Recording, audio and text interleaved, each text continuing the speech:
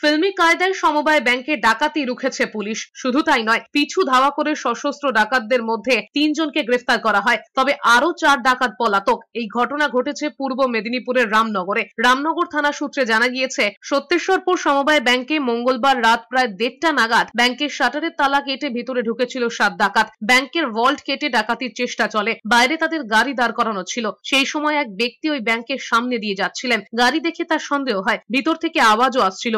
তারপরেই তিনি পুলিশকে খবর দেন। পুলিশ তড়িঘড়ি ঘটনাস্থলে পৌঁছায়। পুলিশ পৌঁছে যাওয়ার বিষয় টের পেয়ে ব্যাংকের দোতলার ছাদ থেকে ডাকাতরা লাফিয়ে পড়ে। নিজেদের গাড়িতে উঠে পালানোর চেষ্টা করে তারা। পুলিশও সেই গাড়ির পিছনে ধাওয়া করে। একসময় গাড়ির পিছনে পুলিশের গাড়ি ধাক্কা মারে। ডাকাতদের গাড়িটি নিয়ন্ত্রণ হারিয়ে একটি লাইট পোস্টে লাগে। এরপর গাড়ি ফেলেই ডাকাতরা ছুটে পালানোর চেষ্টা করে। আগ্নেয়াস্ত্র দেখিয়ে ভয়ও দেখায় তারা।